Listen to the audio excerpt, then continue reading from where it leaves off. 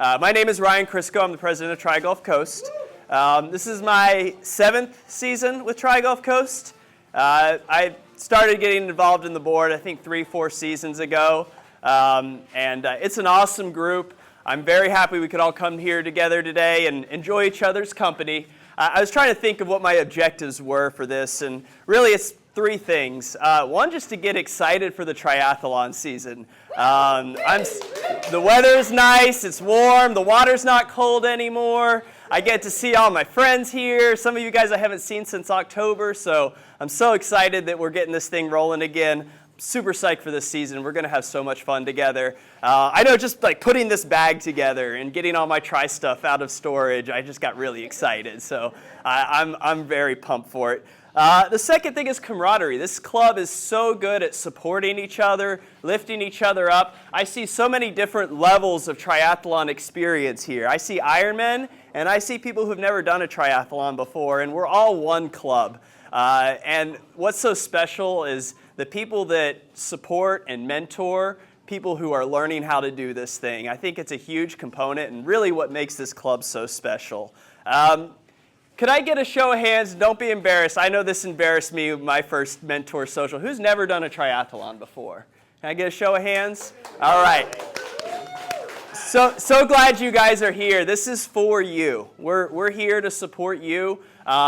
We want you to have a great experience with this club. There's going to be a lot of new people show up to the first one, and it's nice just to have a name and a face. Like, I know this guy, he's done a triathlon before, I know his name, I feel comfortable asking him a question. And we'll go over a few things today. What I say up here will probably spur some smaller group conversation, and you guys can just share your experience and feel more prepared going into June. The third thing is, I know when I first came into this club, like my first Mere Mortals, I was kind of stressed, just like, what all do I need to bring? How does the setup work? Like, you know, am I getting in over my head? So I think just giving a little rundown of like what to expect, technically week 2, because week 1 is just a swim clinic, but what to expect when I show up with all my gear, what do I do with it, how do I get ready for the session to start? So we'll kind of go over that here in a minute. But yeah, I'm so glad you guys are here. This is my triathlon bag. I toyed around with the idea of buying a really expensive one. You can find those online, but this was $10, and it holds all my gear, and it does a great job. My logic and my thinking is the quality of my triathlon bag is going to have absolutely nothing to do with the outcome of my race. So I cheaped out on that, and I don't regret it. But when I show up on Sunday morning, I have this thing on my back. It's got everything I need. And then I've got my triathlon bike. This one's mine. Please don't think you need to go spend a lot of money on a triathlon bike. When I first joined this club, I had no bike. It wasn't until I think week 3 I found one on Craigslist for $100, and I used it for like 4 years before I upgraded to this thing. So please don't think you need an expensive bike. Craigslist is a Facebook Marketplace. There are bikes aplenty on there. People get on there and realize that this may not be for them, and you know their loss is your gain. But I get out of my car. I've got all this stuff together. I'm gonna walk up to Casino Beach. You'll see the pavilion. There'll be a tent there with a chair. You're gonna walk up and you're gonna tell them your name. I always say this, but like if you're 99% sure the person at the table knows your name, just tell them your name anyways, because it's 6 a.m. and sometimes it's stressful when you get bombarded with 300 people showing up, and just say your name. We'll check you off the list. You'll get a little bracelet. It's like a little rubber bracelet. It's got a phone number on it. If you call that phone number, if you get a flat tire or something during the day, you call that number, my phone will ring, or whoever the point of contact is that day, and we'll come scoop you up. So get that, and then first thing you're going to do is you're just going to take your bike and you're going to find an open rack. Usually you can expect 6 to 8 bicycles on a rack, so you got to get comfortable with the people around you.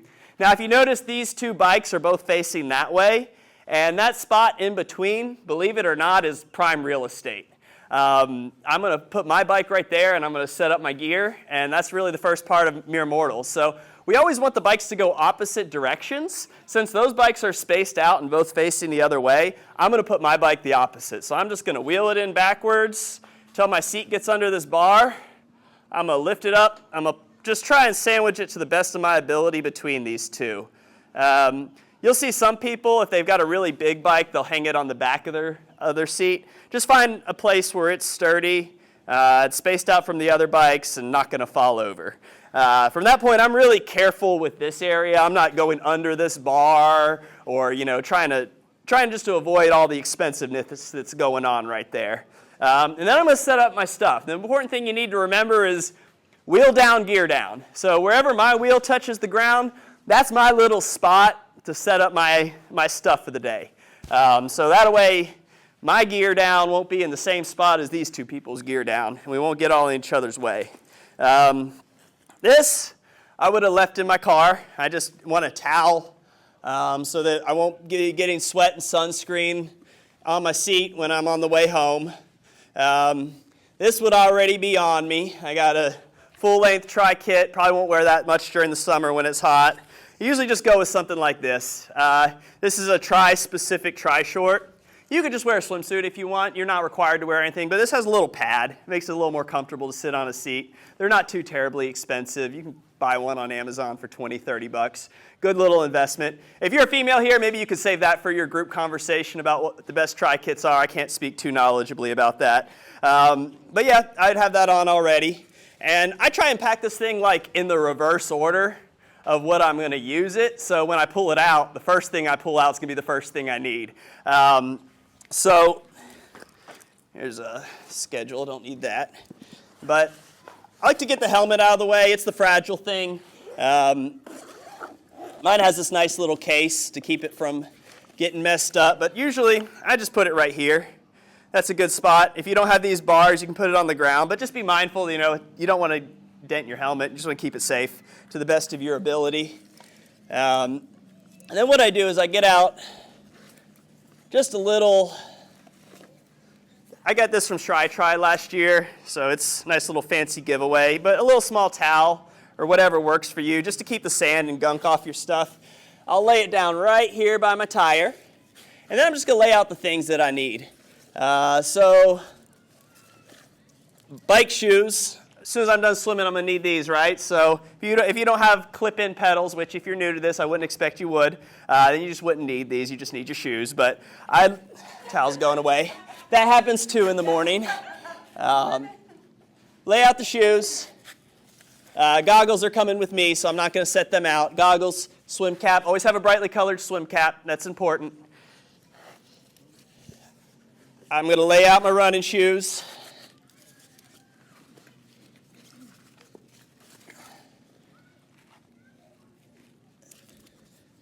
Water bottle, super important. Always bring a water bottle. We are a coupleless event, so definitely have this to refill. We'll have tons of cold water on hand, but you have something to put it in.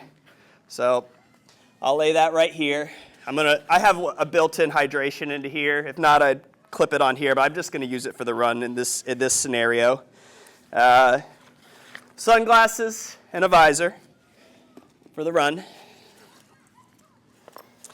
This little dry bag, another giveaway, courtesy of the Sea Turtle Triathlon, one of the events we support for the youth. They always give away nice little giveaways. Side plug, registration to volunteer for that event is now open. You get a nice little waterproof bag. I just like to put my phone, wallet, keys, anything expensive in here, keep it dry, keep it all together. I'm notorious for misplacing stuff, so that goes a long way. And then I've just got some miscellaneous extras in here.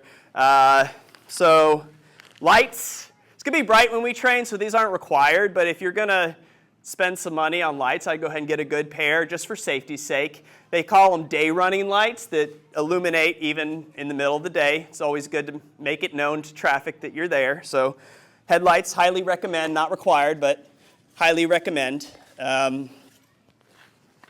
This is a good little tip. If you come out to our Thursday morning swims, you've heard me talk about this already. This is just water and a couple squirts of baby shampoo. Hit that in your goggles a couple times, rinse it out with clean water, and your goggles won't fog up. Makes a world of difference. Costs 10 cents, so good little tip. I always bring this with me. I think most experienced triathletes can relate. Some anti-chafing cream. My feet, sometimes my lats. You can use your imagination, but this thing goes a long way. If you find that you're rubbing somewhere, having that on you goes a long way.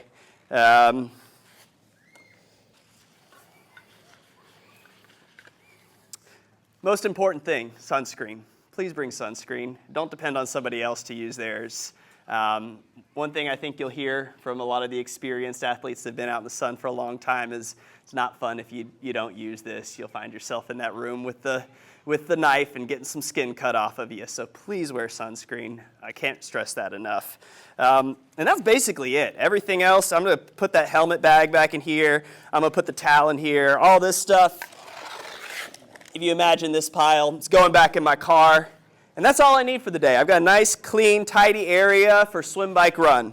My goggles and my cap probably be in my little kit right here because the first thing I'm going to do once we get started is hop in the water with that. But I got everything else I need for the rest of the day.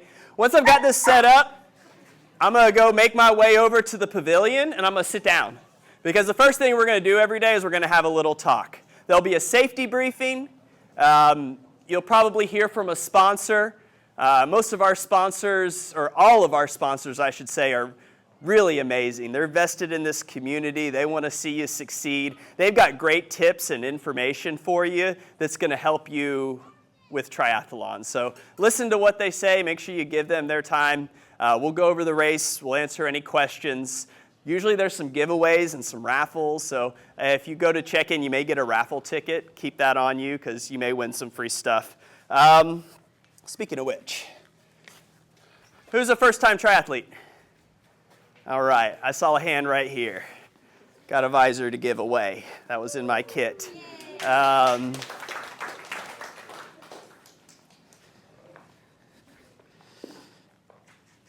So, anybody have any questions? Can I answer some questions for anybody about what I discussed up until this point? Pretty straightforward, right? Hopefully that gives you a little bit of an idea of what to expect on the day. One I always get a lot of, the question nobody wants to ask, aquatic life. There are some jellyfish in the water. If you get stung by a jellyfish, it wouldn't be the first time. We usually keep some vinegar on hand. A little spritz of that goes a long way. It just goes away with time, and you'll get more acclimated to them if you get stung a few times. The best defense against those jellyfish, in my opinion, is that baby shampoo spray I had mentioned initially. Because if you can see where you're going, you can avoid them.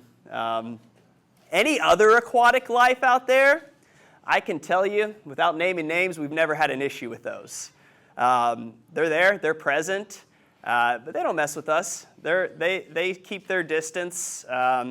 I would be very surprised if you saw one of those animals that we aren't naming right now. But yeah, it's just one of those things.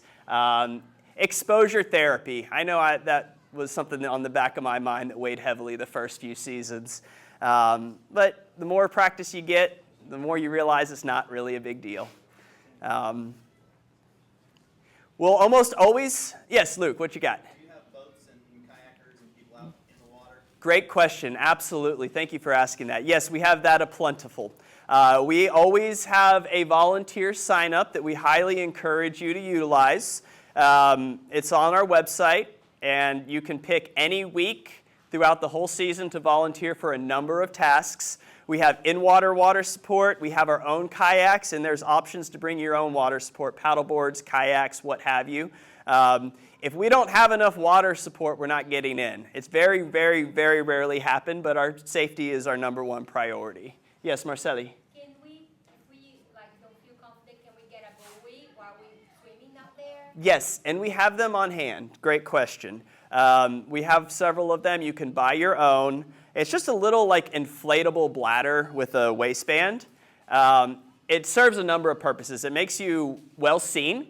There's not any boat traffic where we are, but if there were, hypothetically, people would, see that you have this neon floating device coming along with you. It's great if you're just getting tired, fatigued. You can hold on to it and float, give you a little bit of reprieve from swimming, and it's just a confidence builder too. You know you have this water flotation device on you at all times, and no matter what happens, you got that thing on you.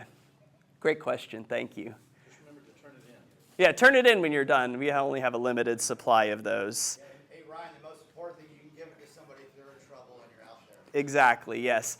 Anytime there's a water support vehicle or flotation device, if you can avoid tipping that thing over, if you want to just go hang on it for a little while to catch your breath, totally fine. If we were in a real race, the rule would be the same, only that you couldn't like advance. You know, it couldn't help you with your race. You just have to wait until you were recovered and then continue moving.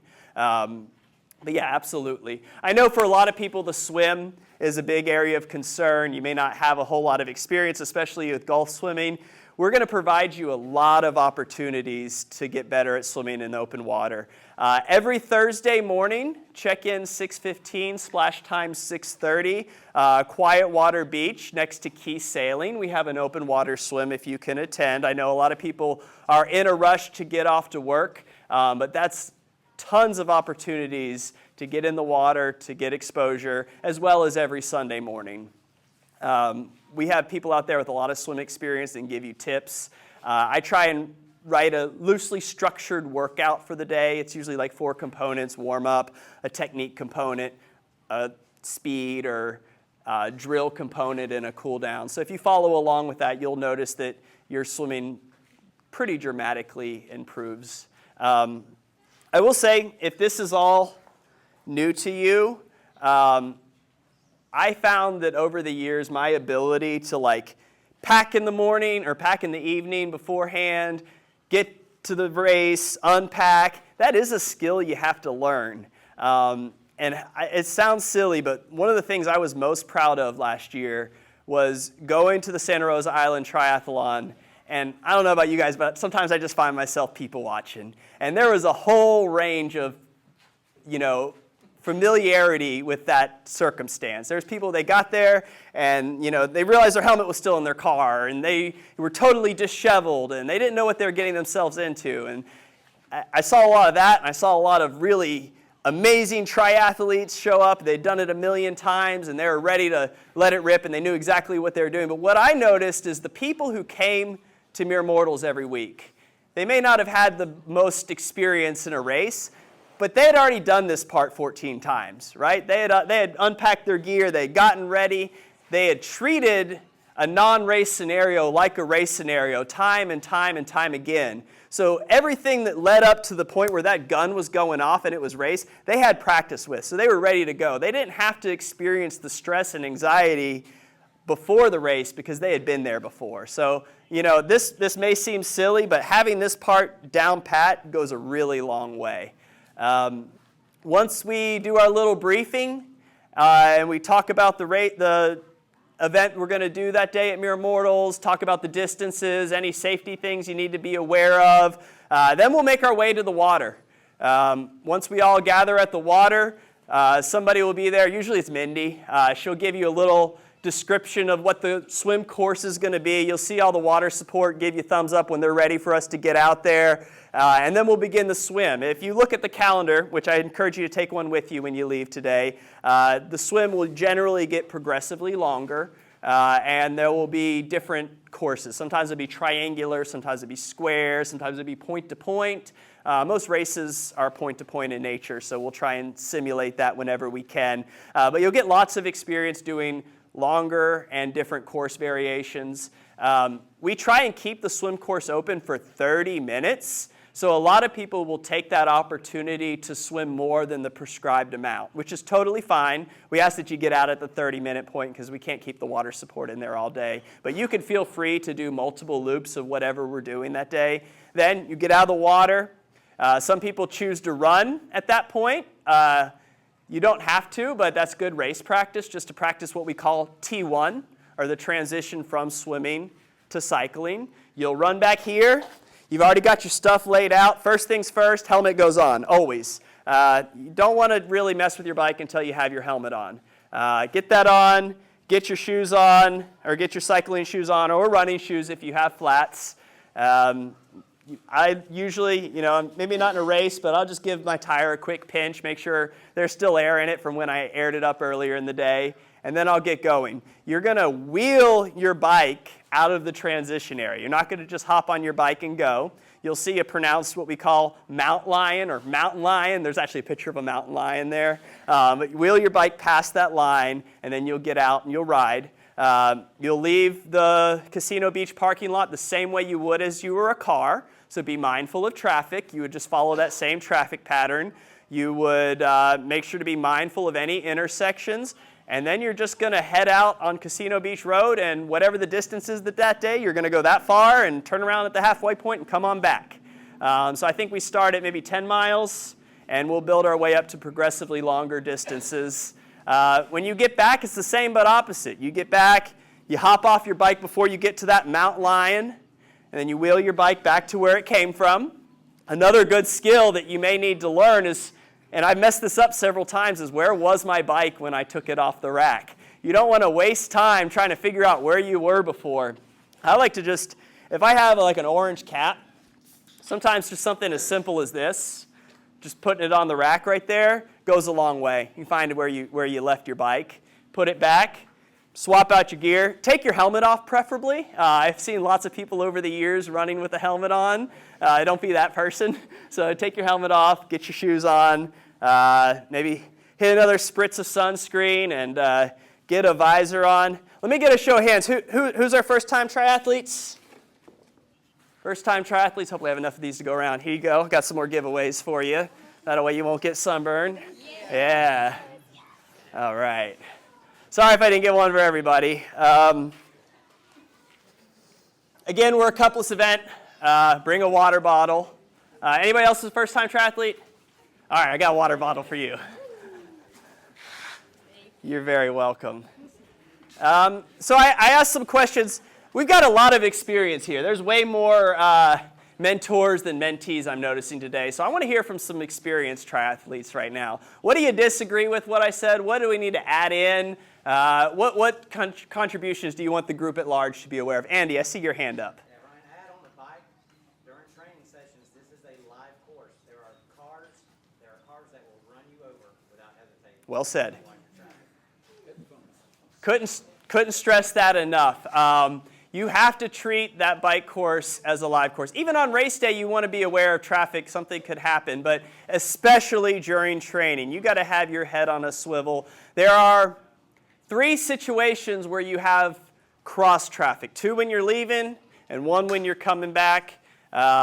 Be aware of the rumble strips on the road. Those can send your bike in a tizzy.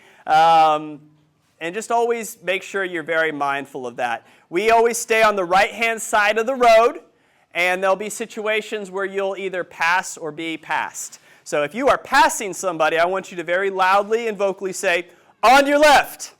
Let them know another bike is coming up behind them.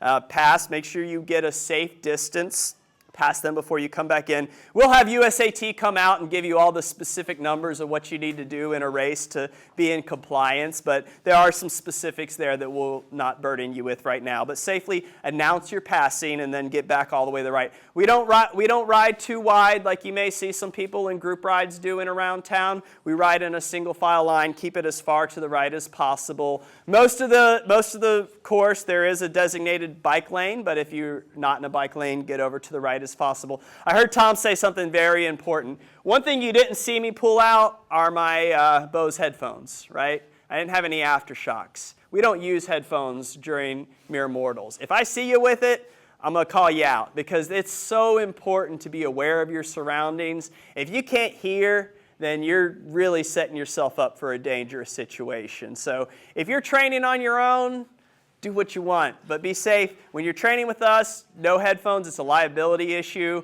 You can't race in them either. Exactly. Both of you guys, very good points. Thank you. What else do you guys have? 2 things. All right. One is, for those of you who are new, please don't pass on the right. If you're going to pass somebody, you pull out to your left, go around. Yep. So that would be good. And number 2, definitely go to bed early Saturday night. Don't stay up late. Yeah. No, I've been guilty of that one for sure. You definitely will feel it. It's hot out there. It's going to get hot. Hydration is important. Stay hydrated before you show up. You can't just chug some water in the morning and expect to be hydrated. It's a whole weekend event. You need to be working on that hydration on Saturday, on Friday, and just in general. But yeah, always on your left. We always stay consistent with that. No pass on your right. What else do you guys have? Cherry on the top, MOT, right? MOT, yes. So It is a 14-week training program that culminates in our members-only triathlon. It is a triathlon in every sense of the word, but it is a dress rehearsal put on by our club, and it is 2 weeks before the Santa Rosa Island Triathlon. So going into the Santa Rosa Island Triathlon, you've all but done that race already. You've practiced for it 14 times, and you did a dress rehearsal. I would hope that most people here are going to do the Santa Rosa Island Triathlon. That's really the genesis of how this club was formed, is to prepare for that race. Everything we do simulates that race. The swim is the same as that race. The run course is identical to that race. And it's going to sell out very soon. I was just going to say, does being in Mere Mortals guarantee you a slot in the Santa Rosa? It does not. And if you haven't signed up yet, I believe for every 100 registrations there are, it goes up $10. So if you're thinking about doing it, just go ahead and go home and sign up right now. Sign up when you get home, or do it right now. It's just a few clicks. But yeah, it's a great race. I love having that carrot in front of me. You know, I have these 14 weeks of training, and there's a reason I'm doing it. It gives me some direction in my training. That carrot goes a long way. But yes, Danielle, what you got? I'd say most important things are have fun, ask questions, do not compare yourself to others. That's great. That's great advice. There was a lot of times when I came up in this that I had a good question that in hindsight, I should have asked, but I didn't want to seem stupid or inexperienced or not knowledgeable. I should have asked that question. I encourage you to do the same. I guarantee you, everyone out here, regardless of their experience level, probably had that same question at some point. So ask it. Don't be shy. You know, it's easy to think that people who are good at this sport were always that way, but if you didn't see their journey and how they got that way, you know, you may not appreciate, you know, what growth it takes to learn this sport. I got one then. Sure, what you got? I thought it was silly. Does the time on transition count for your total score? Great question. Yes, it does. And I'll say from personal experience, I don't put a whole lot of weight into the results I get in a triathlon. I just want to do my very best, but I can tell you there's 4 times I've gotten 4th in a triathlon, right? I missed the podium, and it was because I decided that it was a good idea to wear socks that day. Or, you know, I may have had my stuff in the wrong order. Or in that example that I thought of earlier, I got back and my heart rate was pounding out of my chest, and I don't remember where all my stuff was, and I had to go up and down the aisles until I found where my bike belonged. But yes, it is cumulative time from the time the gun goes off and you splash in the water to the time you run across that finish line. Transition 1 and transition 2 are both timed. And you'll see those in your results too. You'll see how long it took you to swim, how long it took you to go from swimming to cycling, and how long when you finish cycling it took you to start running. And so you'll notice that that's one thing I noticed early in triathlon is that some people were a whole lot better at that part than me, and there's a lot of ways you can improve it. And going back to the Mere Mortals practice, you're going to have 14 chances to practice that in a very similar to race situation before the race, and that's going to make a big difference. Great question. I have a feeling this is probably a good opportunity for us to... Tom, what you got? Just a comment. Sure. On registration, it's $105 right now. Okay. There's 49 spots left. There's about 49 of you right here, so... And then it goes up to 115. And I get the same thing every year. People come to me, hey, you're friends with Mindy, right? Race is sold out. You think you could talk to her for me? I'm not doing it this year. I'm not doing it. So if you don't sign up and you're not registered, I'm putting it out there right now. I'm not going to help you. It's 3 clicks of a button and you're in the race. Use your Apple Pay. It's easy. So sign up.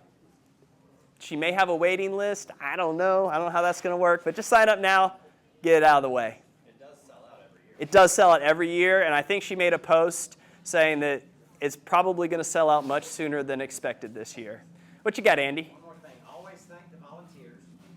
Always do that. They're there on their own. They're not getting paid to help you be safe and all those other things. Make sure you thank them and the law enforcement. For sure. You know, but also on training day, there's a trailer full of stuff sitting right there.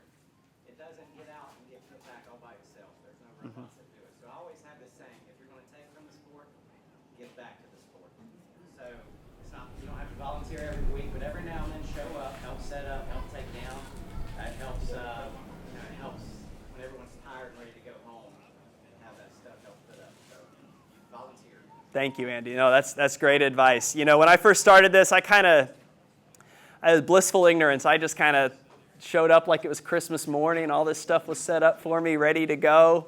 And I took for granted how much actually goes into this. There are a lot of volunteer opportunities that do not inhibit your ability to train at all. You can get there early and do check-in. You can set up. You can break down. There's a number of things you can sign up for to contribute. In all honesty, if I'm being brutally honest, there's a very small contingency of this group that carries a huge weight volunteer-wise, that they're there time and time again. You know, I love those people. I'm so grateful for them. This thing couldn't happen without them. But I'd also like them to be able to get out and train too. So, you know, I'd say at minimum, find 1 week that you can volunteer and contribute, if not more. If everybody had that mindset, we'd have plenty of coverage for volunteerism. And this club is very good. I can only think of a few instances ever where we've been short on volunteers. But sign up to do it. I know a lot of people will just be like, yeah, I'll just show up and do whatever they need me to do. I'm happy. Please sign up so we're not stressing the night before that we don't have enough coverage. And you can sign up all the way to the end of the season right now if you were to go on the website.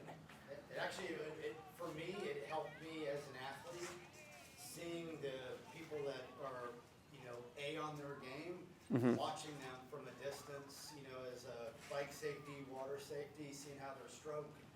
I learned probably more than that than probably even having coaching. My favorite Mere Mortals every year is the Sunday after the Alabama Coastal Triathlon. It's on a Saturday, and I'm always just beat up after that day. And I always do water stop. So I just get out there, and I have my music blasted, and I have my cold water, and I just sit there and watch everyone run by me. It's great. I love that volunteer. So I got dibs on that one. But yeah, no, volunteers, sign up. It is very rewarding. You do learn a lot, too. So highly recommend you volunteer whenever you can. Just want to encourage everyone, both at Mere Mortals and especially on race day, to show up early. Great It point. takes so much stress out of your life to show up early. It also takes a lot of stress out of the organizers' lives at Mere Mortals if everyone's there. Are you going to close transition this year? Yeah, we're going to be Like more you- strict about that Yeah. this year. Yes, So- especially as the season goes on. Yeah. So it's tempting to kind of show up late, and while the talking's going on, you're setting up in transition, but it throws everything behind schedule when you do that because someone inevitably shows up even later. And we also want to respect those sponsors, you know, and give them their opportunity to talk to everyone with everyone's full attention. Well said. Ryan talked about being at races and kind of having the time to look around and observe people. Watch the people who show up late to a race, and you will learn why you don't want to do it. Exactly. Practice getting there early. Practice setting up efficiently. It'll make your life so much easier. Pack your stuff the night before. That goes a long way, too. It's stressful to scramble and find everything the morning of. I'll tell you a little tip. I even did it when I was packing this stuff up. What I do is the night before, I lay out my towel on the ground, and I just think, what do I need for transition? What do I need for swim, bike, and run? And then once I lay it all out, I take a picture of it, and then I pack up my bags. And then at that point, I'm done. And if I get this lingering thought in my head, shoot, did I remember my cycling shoes? Did I remember my sunscreen? Guess what? I don't have to unpack all that stuff to find out. I can just look at my picture. And then I can go back to bed, rest easy that I packed everything I needed the next day. So little tip there goes a long way. Ryan, do we have a picture like that on our website of the tri-kit or list? I know you can Google tri-kit and the list of things that go on there. It will be after today. Everyone shout out to Maggie. Maggie does our website and our social media, and she does an amazing job. So yeah, there's a lot of board members out here that do some great things for this club. Very appreciative. What you got, Troy? Two things from a voice of past experience. No new gear on race day, right? No new anything on race day, something you've tried. And then get there early, as Tom said, but practice get it in your mind, maybe even walk it out, your bike in, your run out, all that stuff. You wanna have that in your head, so many people grab their bike and go the wrong way or That way you'll know where the lines are, Exactly. Walk it through. Yeah. for every race you do. And I do that when I go to a race for the first time. I'll find an official and I'll just ask them, hey, where's bike out? Hey, where's swim in? If I can't find it myself, I'll try and figure it out at first. But I have all that kind of just like mapped out in my mind. I will actually physically like walk through transition. Okay, here's where I come in off the swim. Boom, boom, boom, I'm going to do this. Okay, here's where I'm going to go out with my bike. Okay, here's where I'm going to return with my bike. Here's where I'm going to go out to run, and there's the finish line. So the little planning goes a long way. Does anyone else have any questions for the class? I would like to break off into like some small groups, maybe give people some opportunity to ask questions they didn't want to pose to the whole audience or share some advice. Traditionally in this event, we've like kind of paired people up, mentor, mentee, so they can kind of keep up with each other throughout the season. I wanted to do it a little different this year. I wanted to make it more of an informal gathering where you know a name, know a face, maybe have a little bit of an idea of what somebody's experience level is, just so when you show up, you can be comfortable, already know that person, ask them questions. I could think in my mind, Patrick's not here, but Patrick Willie was what I would consider my mentor going into this sport. He kind of pegged me as a guy who didn't know what he was doing but was eager to learn, and I owe him a great due of gratitude for everything he taught me over the years. So hopefully you'll network a little today and meet some people like that. What you got, Luke? What's the dues for the group? Very reasonably priced. The individual membership for one person is $50. A family membership, which would be 2 people, is $85. If you are an active duty service member, you can use the discount code TGC Active Duty to save $10. I know a lot of people, aren't so sure when they're active duty when they're going to be leaving, so we wanted to kind of account for that. If you didn't get a full season in, at least you saved a little bit of money. If you just don't want to sink $50 into this endeavor and just want to get a taste of it, there is a 1-week membership. It's really designed for out-of-town people, but you can feel free to try it out for $10. It's good for 7 days. You could time it so you could come to one of our open water swims and a Mere Mortals event on Sunday. If you do that and you're like, this is awesome, I want a full-fledged membership, come find me. I will give you a discount code for $10 off so that you can not pay an extra $10 and give us a little test run. Great question. Thank you. Luke Street, club sponsor. Owe him a great deal of gratitude. Did you tell them about the Thursday swim?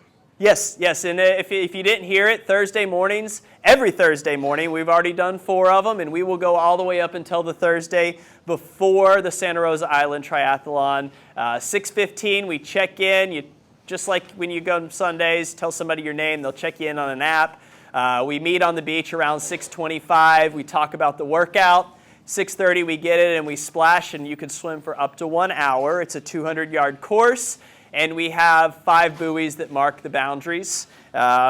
Also, plenty of water support. If you're just one of those people that's not comfortable swimming in open water yet, we have an alternate course available to you that you will never be up past your knees in water, and you can stand up anytime you want. So as it's available to everybody, a very good mentorship opportunity. I see lots of people giving technique advice and helping people out there. So great opportunity to swim more.